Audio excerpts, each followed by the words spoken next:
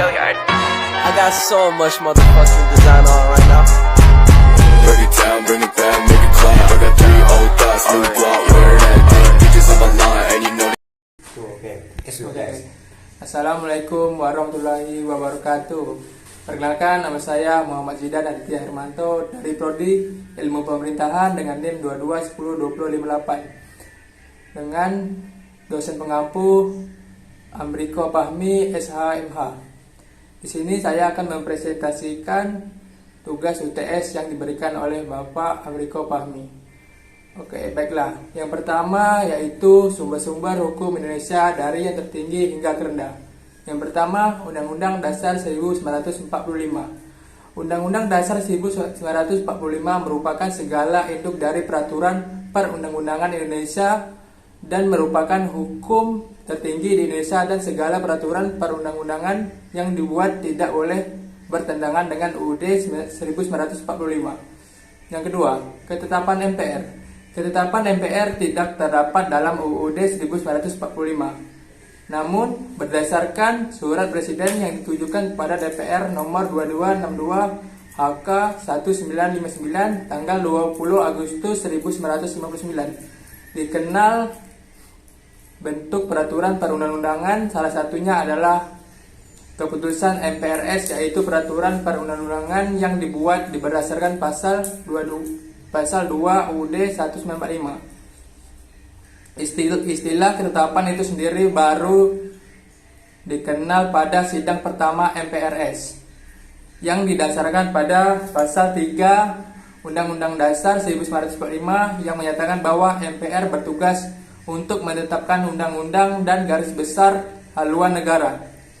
Yang ketiga yaitu undang-undang atau Perpu.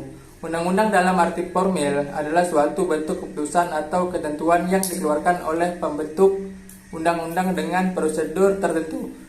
Dasar dari perbuatan undang-undang ialah pasal 5 ayat 1 dan pasal 20 ayat 1 Undang-Undang Dasar 1945.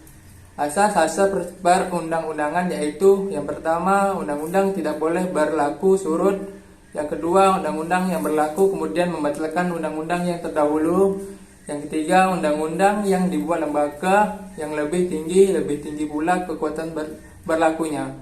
Yang ketiga, lex specialis derogat lex generalis. Yang keempat, undang-undang tidak dapat diganggu-gugat. Yang keempat, peraturan pemerintah pasal 5 ayat 2 Undang-Undang 1945. Presiden menetapkan peraturan pemerintah untuk menjalankan undang-undang sebagaimana mestinya. Presiden tidak akan menetapkan peraturan pemerintah tersebut sebelum ada undang-undangnya, mengingat bahwa undang-undang tersebut merupakan sumber hukum tata negara, maka peraturan pemerintah tersebut juga merupakan sumber hukum tata negara. Yang kelima, keputusan Presiden.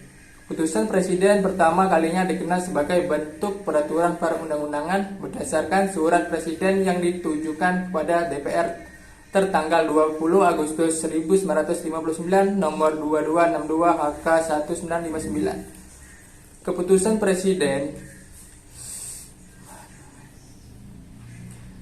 Presiden tersebut dimasukkan ke dalam peraturan perundang-undangan guna melaksanakan peraturan Presiden maupun undang-undang di bidang pengangkatan dan pemberhentian baik personalia, pegawai atau anggota DPR. Yang keenam, peraturan pelaksana lainnya. Yang dimaksud dengan peraturan pelaksana lainnya adalah peraturan pelaksana yang ada setelah TAP MPR nomor 20 MPR 1966. Misalnya peraturan menteri yang dibuat berdasarkan pada peraturan yang lebih tinggi sesuai dengan hakikatnya. 7. Konvensi.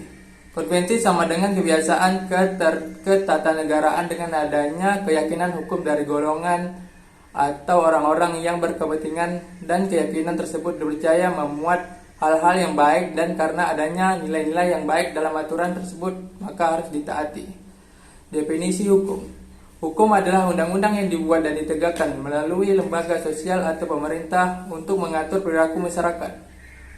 Hukum yang ditegakkan oleh negara dapat dibuat oleh legislatif kelompok atau oleh seorang legislator tunggal yang menghasilkan undang-undang. oleh eksekutif melalui keputusan dan peraturan atau ditetapkan oleh hakim melalui presiden.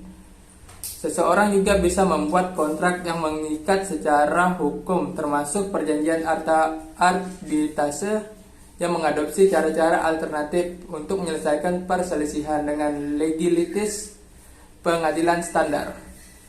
Penciptaan hukum itu sendiri dapat dipengaruhi oleh konstitusi tertulis atau diam-diam dan hak-hak yang dikodekan di dalamnya. Hukum membantu politik, ekonomi, sejarah, dan masyarakat dalam berbagai cara dan berfungsi sebagai mediator hubungan antara manusia. Sistem hukum bervariasi di setiap negara. Dalam yurisdiksi hukum perdata, legislatif atau badan pusat lainnya mengkodifikasi dan mengkonsolidasikan hukum secara historis. Hukum agama mempengaruhi hal-hal sekuler dan masih digunakan di beberapa komunitas agama. Hukum syariah berdasarkan prinsip-prinsip Islam digunakan sebagai sistem hukum di beberapa negara termasuk Iran dan Arab Saudi. Oke, baik. Selanjutnya, asas legislatis dalam hukum pidana. Pasal 1 ayat 1 KUHP. Tiada suatu perbuatan dalam dipidana kecuali atas kekuatan aturan pidana dalam perundang-undangan yang telah ada sebelum perbuatan dilakukan.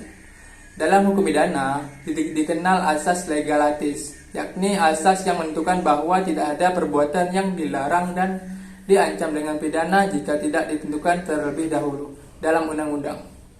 Dalam bahasa Latin dikenal sebagai nullum delictum nulla peona sine peripia lege polinia, yang artinya lebih kurangnya adalah tidak ada delik, tidak ada pidana tanpa aturan terlebih dahulu. Asas ini di masa kini lebih sering diselaraskan dengan asas non-retroaktif atau asas bahwa peraturan perundang-undangan tidak boleh berlaku surut. Secara mudah, asas ini menyatakan bahwa tidak dipidana kalau belum ada aturannya. Syarat pertama untuk menindak terhadap suatu perbuatan yang tercela yaitu adanya suatu ketentuan dalam undang-undang pidana yang merumuskan perbuatan tercela itu dan memberikan suatu sanksi terhadapnya. Kalau misalnya seorang suami yang menganiaya atau mengancam akan menganiaya istrinya untuk memaksa bersetubuh tidak akan dipidana menurut KUHP yang berlaku. Sebab pasal 285 KUHP, pasal 242 Wetbook Pen Strategies hanya mengancam perkosaan di luar pernikahan. Syarat tersebut di atas bersumber dari asas legislatif. Ucapan nullum delictum nulla peona sine praetia lege polinia ini berasal dari Anselm von Verbeek, sarjana hukum pidana Jerman 1755 sampai 1833. Dialah yang merumuskan dalam pepatah Latin tadi dalam bukunya Lehrbuch des Recht 1801 dalam kaitannya dengan fungsi asas legislatif yang bersifat memberikan perlindungan kepada undang-undang pidana yang dapat berfungsi undang pidana.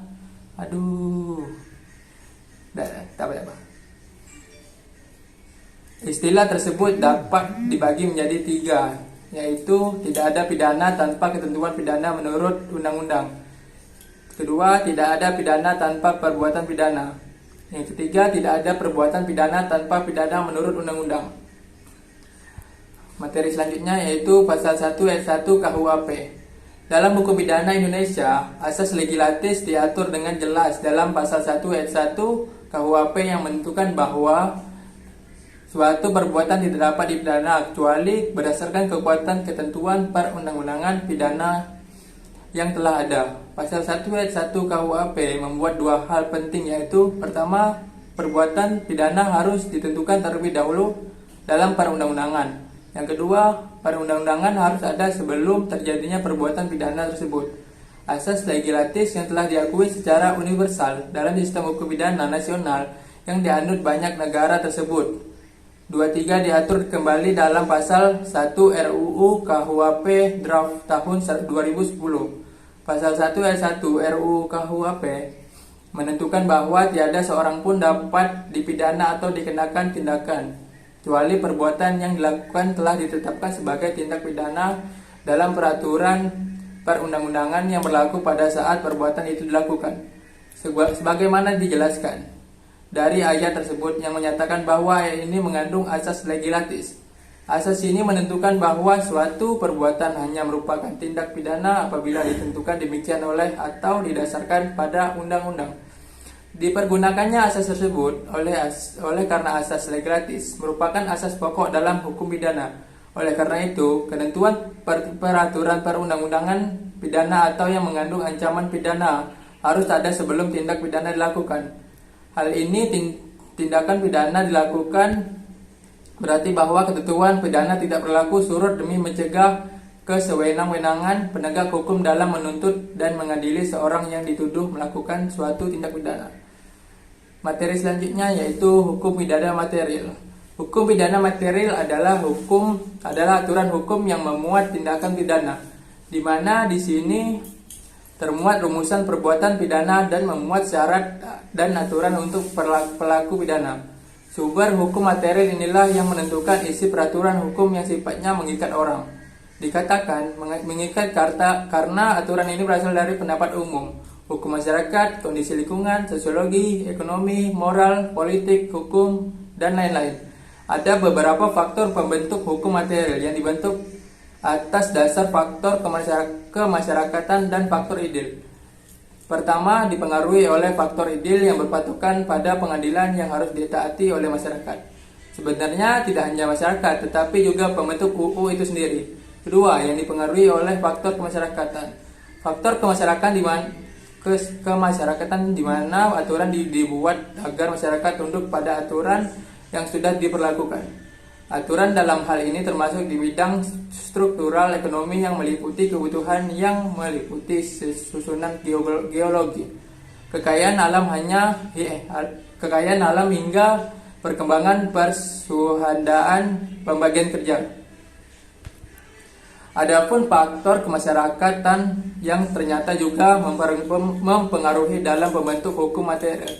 Di antaranya kebiasaan yang sudah menjadi bagian hidup, termasuk pula pembentukan hukum karena keyakinan tentang agama dan kesusilaan serta kesadaran hukum.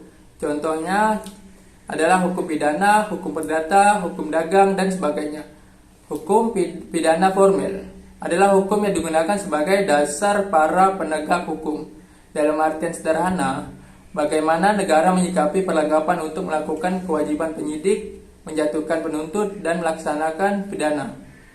Kaidah hukum formil mengatur tata cara yang harus ditempuh dan dalam mempertahankan atau menegakkan kaidah hukum material, khususnya upaya penyelesaian perselisihan melalui pengadilan.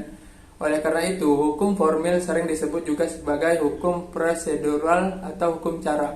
Contohnya traktat, perjanjian yang dibuat antara negara yang dituangkan dalam bentuk tertentu. Pasal 11 UUD menentukan presiden dengan persetujuan DPR menyatakan perang, membuat perdamaian dan perjanjian dengan negara lain. Materi selanjutnya, pengertian delik formil. Delik formil merupakan rumusan tindak pidana yang berfokus pada tindakan yang diancam dan dilarang oleh undang-undang tanpa memeriksa akibat dari tindakan tersebut. Contohnya, delik pencurian hanya mengandung tindakan yang tidak diperbolehkan berupa perampasan barang orang lain untuk dimilikinya tanpa sepengetahuan pemilik aslinya, sehingga disebut melawan hukum dalam pasal 362 hukum dalam pasal 362 KUHP 62 disebutkan unsur akibatnya, seperti korban pencurian dapat menderita kerugian. Selanjutnya, pengertian delik material. Sedangkan delik material merupakan delik yang dianggap sudah tuntas dengan timbulnya akibat yang diancam dan dilarang oleh undang-undang. Contohnya seperti delik pembunuhan yang diuraikan pada pasal 538 KUHP, artinya perbuatan apapun yang membawa dampak kematian orang lain karena memukul, menikam, menembak, meracun, atau cara apapun yang bisa dibuktikan. Dari pemaparan di atas dapat diketahui bahwa delik formil tidak dibutuhkan adanya akibat karena terjadinya aksi pidana, maka telah dinyatakan bahwa tindak kejahatan telah terjadi. Sedangkan pada delik material, aksi pidana diputuskan terjadi apabila telah ada akibatnya. Oke, baiklah, itu saja yang dapat saya sampaikan. Bila ada salah, saya mohon maaf. Wabillahi taufiq hidayah. Wassalamualaikum warahmatullahi wabarakatuh.